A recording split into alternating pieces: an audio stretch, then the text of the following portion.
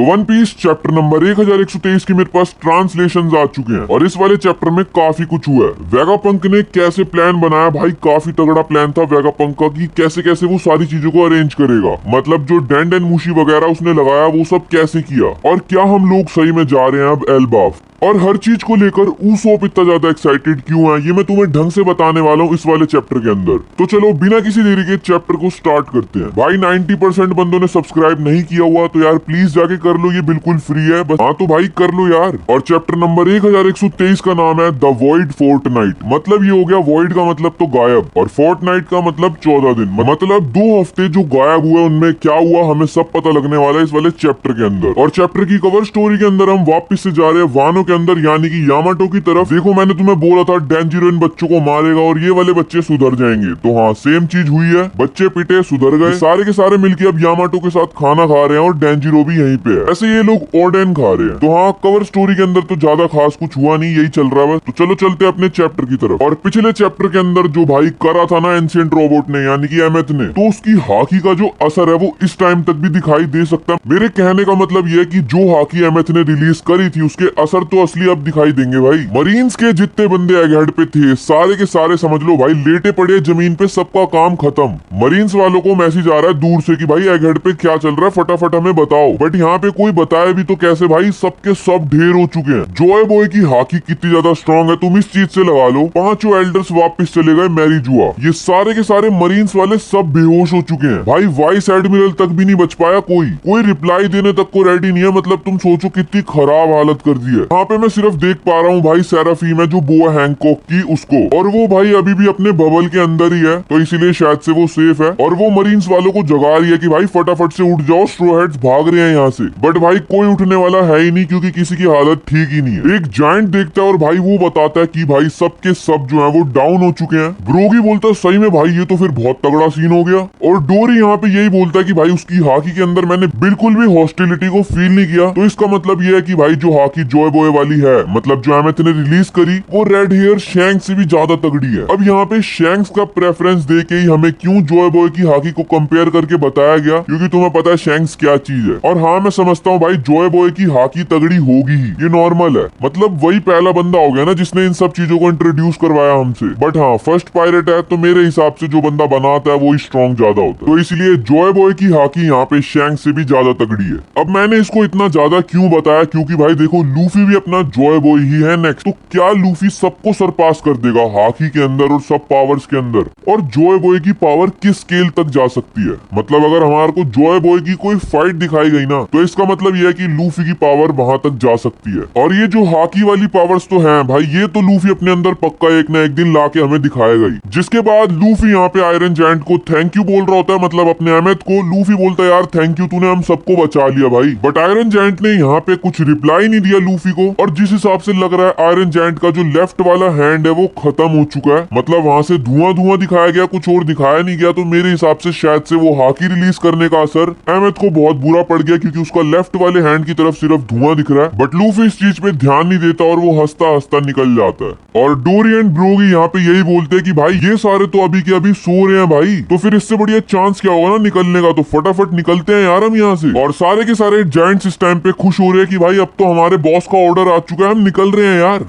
और भाई फाइनली 1000 सनी और एल्बाफ वाली शिप सेट सेल कर चुके हैं एल्बाफ की तरफ, और वो लोग चिल्ला के बोल रहे हैं कि भाई हम अब जा रहे हैं एल्बाफ। तो अब सबके एक बार रिएक्शंस देख लो। बोनी वापस अपने बच्चे वाले फॉर्म में आ चुकी है और वो कुमा के ऊपर लेटी पड़ी है और रिलैक्स है बहुत ज्यादा। अगले में हम देखते हैं जोरो को, और वो भी बहुत ज्यादा रिलैक्स फील कर रहा है। ऊसोप की आंखों में से पानी आ रहा है भाई, नाक में से कुछ कुछ तो पक रहा है, बट वो फिर भी हंस रहा है। जायंट्स भी यहाँ पे बहुत ज्यादा खुश है, बट लूफी अपने गियर 5 में था और वो वापिस अपने वही बूढ़े वाले फॉर्म में आ चुका है। जब वो बहुत ज्यादा थक जाता है तो उसकी पूरी पावर जब खत्म हो जाती है, वही वाला फॉर्म है जब वो बिल्कुल निचुड़ सा जाता है। तो हाँ उसको नामी ने पकड़ा हुआ है और वो इस टाइम पे बिल्कुल समझ लो बेहोशी वाली हालत में ही है। सीन इस टाइम पे जाता है सांजी की तरफ, जो भाई वेगापंक की डेड बॉडी के सामने खड़ा हुआ है और कुछ बोल रहा है। सांजी बोलता है वेगापंक जो सब चीजें तू बोल रहा था यार कुछ ज्यादा ही तगड़ी चीजें नहीं बोल रहा था तू। बट सांजी बोल रहा था यार मैंने ढंग से कुछ भी सुना नहीं, बट जो सुना भाई तू बहुत ज्यादा तगड़ी तगड़ी चीजें बोल रहा था। और सांजी के और वेगापंक को देखने के बाद यहाँ पे बोल सकते हो कि वेगापंक अब फाइनली मतलब बिल्कुल खत्म पहुंच चुका है। और यहाँ पे स्टार्ट होता है हमारा फ्लैशबैक बिल्कुल 2 हफ्ते पहले का, जहाँ पे वेगापंक बोल रहा होता है कि यार पावर प्लांट के अंदर से ना एकदम जो चीज है मतलब डाटा थोड़ा बिगड़ सा रहा है, पता नहीं क्या हो रहा है। तो यहाँ पे पाइथागोरस बोलता है भाई कोई दिक्कत तो नहीं हो रही, एक बार चेक करके आ, जो इनके पैरामीटर्स होते हैं ना वो चेक करने जा रहा है वेगापंक। बट यहाँ पे जैसे ही शाका अपने वाले सेंटर पे चेक करने जाता है वो देखता है भाई सेराफीम्स की जो एकदम से एनर्जी है वो इंक्रीज हो रही है। और शाका यहाँ पे बोलता है क्योंकि धीरे धीरे उनकी एनर्जी कंजम्पशन इंक्रीज हो रही है, तो भाई अगर ये गलती नहीं है तो ये हमारे को दिक्कत हो जाएगी। फिर पाइथागोरस यहाँ पे बोलता है भाई देखो जो हमने न्यूमेरिक कैलकुलेशंस लगा रखे हैं, अगर इधर उधर गड़बड़ी हुई तो पंगा हो जाएगा फिर तगड़ा ही। वेगापंक यहाँ पे बोलता है यार एनर्जी कंजम्पशन इंक्रीज हो गई बट यार बिल्कुल स्टेबिलिटी दिखाई दे रही है, ये चल क्या रहा है यहाँ पे? इंक्रीज में तो इंक्रीज दिखाना चाहिए ना, बट ये तो स्टेबल दिखा रहा है। और शाका यहाँ पे बोलता है अगर ये सब चीजें हो रही है, मतलब अगर ये लफड़ा जो हो रहा है ये स्टेबिलिटी वाला और इंक्रीज वाला, ये जो गड़बड़ी दिखाई दे रही है, इसका मतलब ये है कि भाई मदर फ्लेम का एक पोर्शन चोरी किया गया है। और शाका ये भी बोलता है कि भाई जो पावर प्लांट के अंदर जितनी भी रीडिंग्स वगैरह है जिनको हमारे को ढंग से दिखाया जा रहा है वो सारी की सारी गलत है, और इस काम को हर कोई नहीं कर सकता, इस काम को सिर्फ कर सकता है तो।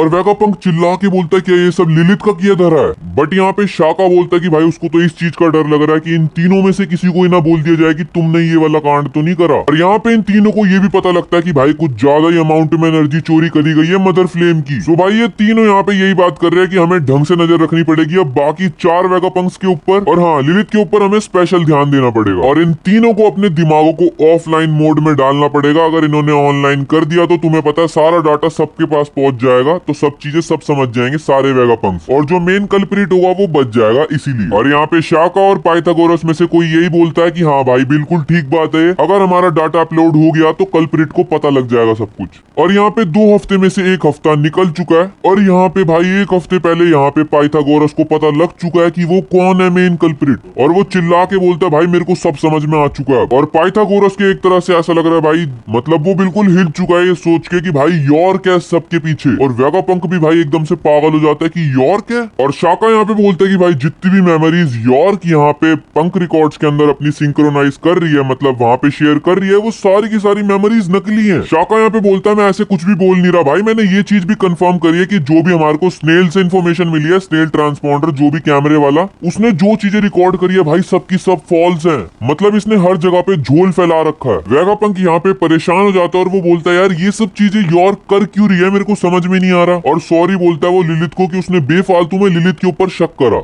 और शाका यहाँ पे ये भी बोलता है कि भाई उसको जो एविडेंस मिले हैं उसके हिसाब से जो सी बीस्ट है उसको वेपनाइज्ड किया गया है, मतलब बिना किसी को बताए उसको वेपनाइज्ड किया गया है। और पाइथागोरस यहाँ पे बोलता है कि भाई जो जो चीजें मैंने कलेक्ट करी हैं वहाँ पे एक व्हाइट ट्रांसपॉन्डर स्नेल भी मिला है जिसने सब कुछ जैम करने की कोशिश करा है, मतलब हमारे तक इन्फॉर्मेशन ना पहुंचे उसको जैमिंग करने के लिए। और तुम ये देखो यॉर्क के सब कुछ करने के बाद यॉर्क खुद भी एक वेगापंक है, उसने भी सब कुछ करके देख लिया, बट फिर भी अब तुम्हें पता लगेगा कि वेगापंक इतना जीनियस क्यों है। वेगापंक के पास एक ट्रांसपॉन्डर स्नेल है जिसकी मदद से वो भाई जो कॉल यॉर्क ने करी मैरी जुआ के अंदर वो निकलवा सकता है। और जैसे ही वेगापंक उस ट्रांसपॉन्डर स्नेल को ओपन करता है उसमें से मैसेज निकलता है जो यॉर्क ने बोला होता है कि doctor Vegapunk is researching void century. तो यॉर्क ने ये उस टाइम पे बता दिया था और ये चीज वेगापंक को अब पता लग चुकी है। और वेगापंक यहाँ पे अपना सर पकड़ के बोलता है भाई ये मैरी जुआ में कॉल कर रही थी। तो वेगापंक बोलता है इसीलिए सीपी एजेंट्स जो है इन्वेस्टिगेशन वगैरह ये सब चल रहा था। अब हमें 6 दिन पहले का सीन बताया जाता है जहाँ पे वेगापंक बोल रहा है कि जो लुलूसिया किंगडम है उसको पूरा डिस्ट्रॉय कर दिया गया, और वेगापंक को उससे रिलेटेड एक बैड फीलिंग भी है। वेगापंक यहाँ पे पाइथागोरस को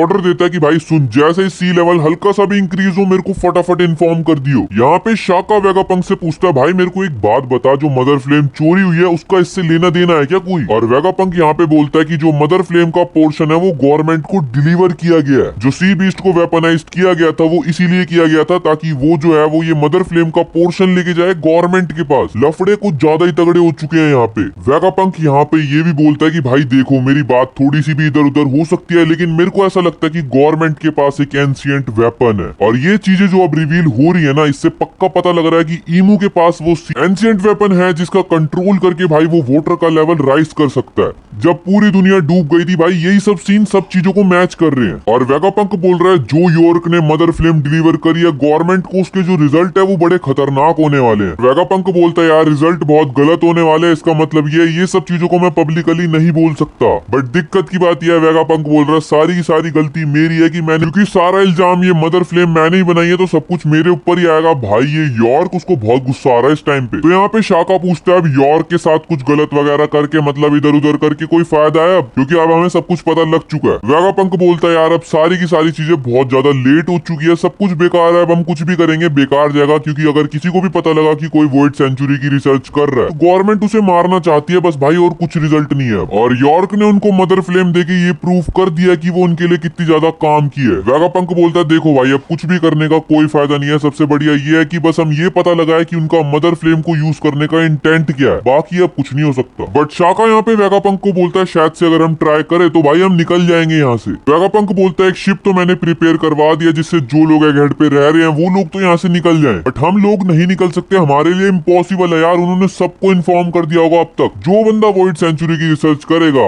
वेगापंक का बोलना ही है कि वो नहीं बच पाएगा, चाहे वो जहां मर्जी चले जाए इस दुनिया के अंदर। तो वेगापंक यहाँ पे शाका और पाइथागोरस को यही बोलता है कि भाई देखो हम लोग कहीं और चले भी गए गवर्नमेंट हमें ढूंढ के मार ही देगी, तो किसी ऐसी जगह पे जाके मरना जहाँ पे कोई मतलब ही नहीं है, ये सब बिल्कुल बेकार हो जाएगा। तो सबको पता है भाई ओहारा में 22 साल पहले क्या हुआ था। तो वेगापंक बोलता है उनसे ज्यादा इन्फॉर्मेशन और चीजें हमारे पास इस टाइम पे है, अगर हम एक मैसेज बना के दुनिया को सब कुछ बता दे तो एक तरह से हम उनकी हेल्प ही कर रहे हैं ना। और वेगापंक यही सोच रहा है कि भाई ये वर्ल्ड गवर्नमेंट असल में है क्या चीज, ये जितना करीब जाता जा रहा है उतना ज्यादा चीजें फैलती जा रही है। वेगापंक बोलता है देखो अगर वो मरने वाला है ही तो ऐसे नहीं मरने वाला, फिर नॉर्मल तरीके से वो कुछ करके ही मरेगा भाई। वेगापंक यहाँ पे शाका और पाइथागोरस को सॉरी बोलता है ये बोलते हुए कि यार उसने इन सब चीजों में उन दोनों को भी इन्वॉल्व करा। तो यहाँ पे शाका बोलता है भाई पागलों वाली बातें मत कर, हम भी तो वेगापंक ही हैं। और इसीलिए पाइथागोरस यहाँ पे बोलता है कि भाई हम लोग भी यही सब चीजें सोच रहे हैं। बट शाका यहाँ पे वेगापंक से ये भी पूछता है जो सब कुछ हम भी जानना चाहते हैं कि भाई अगर वेगापंक मरा तो उसका क्या रिजल्ट है, मतलब डेथ इनको कहाँ लेके जाएगी। वेगापंक बोलता है तेरा पॉइंट तो बहुत अच्छा है लेकिन एक बात और है, हमें एक चीज को और नहीं खोना, वो है क्लाउड फुट, वो चीज जो इस आइलैंड पे क्लाउड्स को मेड करती है, मतलब वो इक्विपमेंट जो बादल बनाता है क्लाउड फुट, उसको हमें बचा के रखना है क्योंकि इन फ्यूचर ह्यूमैनिटी को वो बचाएगा। अब पता नहीं वो कैसे बचाएगा बट यहाँ पे वेगापंक ने बोला है तो कुछ मतलब तो होगा उसका। सीन आता है जब वेगापंक भाई डेंडेन मूशी को एमेथ के अंदर फीड कर रहा होता है और उसी टाइम वहाँ पे आती है यॉर्क, मतलब ये पुराने टाइम का सीन है, और यॉर्क वेगापंक से पूछती है what are you doing here. Vegapunk बोलता है अच्छा यॉर्क तू आई है क्या, नहीं वही बस पुरानी चीजें जो मैं करता रहता हूँ। वेगापंक वैसे तो यहाँ पे डेंडेन मूशी को सेव कर रहा होता है बट वेगापंक यहाँ पे यॉर्क को बोलता है कि वो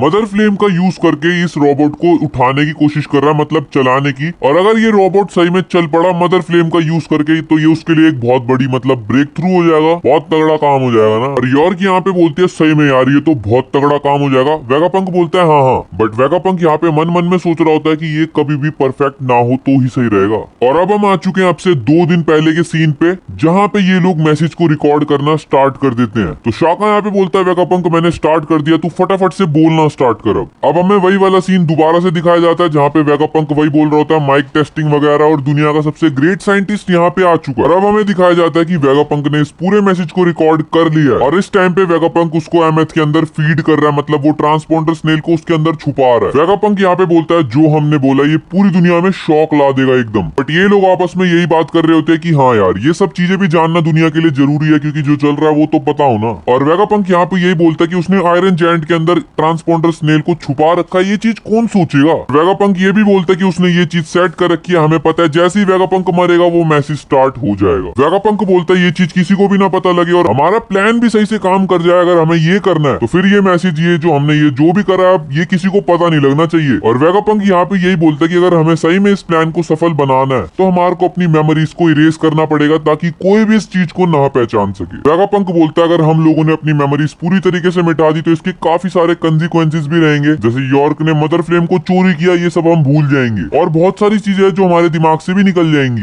वेगापंक बोलता है हमारे साथ काफी सारी चीजें होगी, एक तो हमारे अंदर जो भी है मौत का नया खौफ बन जाएगा, बॉम्ब शेल दोबारा से गिरेंगे, बहुत चीजें दोबारा से होंगी। बट जो काउंटर मेजर्स हमने लिए हैं इसका मतलब ये है चाहे जो मर्जी हो विक्ट्री तो हमारी ही होगी। अब इन लोगों की मेमोरीज उड़ चुकी है, ये लोग मेमोरी वाले रूम में है और ये लोग बोल रहे हैं भाई हम यहाँ पे क्या कर रहे हैं क्योंकि मेमोरीज उड़ चुकी है ना। वेगापंक को यहाँ पे एक नोट मिलता है और वेगापंक उसको देख के बोलता है यार ये तो मेरी हैंड राइटिंग है। और वेगापंक को नोट में लिखा हुआ मिलता है गुड मॉर्निंग तुम तीनों को। और वेगापंक के नोट में यही लिखा होता है कि तुम तीनों की 2 हफ्ते की मेमोरीज मिट चुकी है क्योंकि ये तुमने खुद चाहा है। वेगापंक वेगापंक के नोट में लिखा होता है क्योंकि तुमने काफी सारी चीजें अब मिस कर दिया, तो इसी वजह से जो चीजें नई नई होंगी तुम्हें सरप्राइज लगेंगी। बट उस नोट में लिखा होता है, चलो मैं तुम्हें एक चीज बता देता हूँ। और वेगापंक इन सब चीजों को पढ़ के शॉक हो रहा होता है। और उस नोट में ये लिखा होता है कि गवर्नमेंट को पता लग चुका है कि तुम लोग वॉइड सेंचुरी पे रिसर्च कर रहे थे। तो वेगापंक बोलता है ये चीजें एक्सपोज हो चुकी है। और वेगापंक के नोट में यही लिखा होता है कि भाई देखो, मैंने सबसे बेस्ट प्रिकॉशन ले लिया इन सब चीजों के, तो अच्छा यही रहेगा तुम लोग मेरे ऊपर फेथ रखो और मर जाओ। वेगापंक बोलता है सही में मैं अपने आप को बोल रहा हूँ कि मर जाओ। और वेगापंक को एक के बाद एक न्यूज मिल रही होती है क्योंकि उसके दिमाग में से सब कुछ मिट चुका है कि भाई स्ट्रॉ हैट्स, बोनी ये सब यहाँ पे आ चुके हैं, की जरूर सैटर्न ये सब भी आने वाले हैं। जो भी चीजें एगहेड पे हो रही है एकदम से वेगापंक के लिए तो नहीं है ना यार, क्योंकि 2 हफ्ते की मेमोरीज मिट चुकी है। तो यही सब अब वेगापंक को पता लग रहा है। वापस से सेम चीजें बताऊंगा तो बोर हो जाओगे। हमें सीन दिखाया जाता है उस टाइम का जब वेगापंक एटलस, सांजी और फ्रैंकी के साथ है। और वेगापंक सांजी को यही बोल रहा होता है कि तुम्हें कोई जरूरत नहीं है मेरे को बचाने की, मैंने यही सोचा है मैं यहीं पे एगहेड पे मरने वाला हूँ। वेगापंक सांजी को ये बोल रहा होता है कि भाई मेरे को मरना है, तू मेरे को छोड़ दे यहाँ पे। और वेगापंक बोलता है ऐसा इसीलिए क्योंकि जब वो मरेगा तो कुछ जरूरी चीज होने वाली है। और तुम्हें पता है जैसे ही वेगापंक मरेगा वो मैसेज स्टार्ट होना था, तो इसीलिए वेगापंक बार बार बोल रहा था कि मेरे को छोड़ दो। सांजी यहाँ पे बोल रहा होता है भाई तू पागल है क्या, तेरे को ऐसे कैसे मरने को छोड़ दे, हम तेरे को मरते हुए देखेंगे, तू पागल हो गया क्या बातें कर रहा है, हमें कुछ तो करना पड़ेगा भाई। वेगापंक यहाँ पे सांजी को बोलता है और हाँ एक बात मेरे को तेरे को और बतानी है, और ये बात है वन पीस के बारे में। और वेगापंक यहाँ पे ये बोलता है कि मैं ये चाहता हूँ कि भाई वन पीस तुम लोगों को मिले। जिसके बाद हम देखते हैं जायंट सारे के सारे एंजॉय कर रहे होते हैं, डोरी एंड ब्रोगी भी वहाँ पे होते हैं, वो सब के सब सेलिब्रेट कर रहे होते हैं क्योंकि अब वो सारे जा रहे हैं अपने घर यानी कि एल्बाफ के अंदर। और लूफी अपनी रिंकल्ड फॉर्म में होता है, मतलब जब वो बिल्कुल निचुट सा जाता है। लूफी को उठा रखा होता है ब्रोगी ने। लूफी बोलता है यार वैसे मैं ये वाला सेलिब्रेशन बाद में करूंगा क्योंकि मेरी हालत ठीक नहीं है अभी। और यहाँ पे ऊसोप बहुत ज्यादा खुश हो रहा होता है कि भाई वो जा रहा है land of dreams, the Elbaf. तुम्हें पता है ऊसोप को बार बार एल्बाफ के लिए बार बार मेन कैरेक्टर क्यों इंडिकेट किया जा रहा है, मतलब जहाँ पे ऊसोप जाके बहुत ज्यादा खुश होने वाला है या ऊसोप कुछ ऐसा करने वाला है जो तुम सबने सोचा भी ना हो। काफी टाइम से भाई ओडा सेंसेई ये हमारे को बार बार बता रहे हैं कि जो एल्बाफ है उसके अंदर ऊसोप का काफी अच्छा रोल होने वाला है, अगर कि ऊसोप की ही होने वाली है एल्बाफ। खैर अब देखते हैं एल्बाफ में जाके ऊसोप क्या करता है, क्या वो सही में गॉड डी ऊसोप बन जाएगा या देखते हैं क्या होने वाला है। और अगले हफ्ते कोई भी ब्रेक नहीं है। तो ये वाली वीडियो यहीं तक थी। अगर वीडियो पसंद आई हो लाइक कर देना, चैनल पे नए हो सब्सक्राइब कर देना। मिलते हैं नेक्स्ट वीडियो में, तब तक के लिए बाय बाय।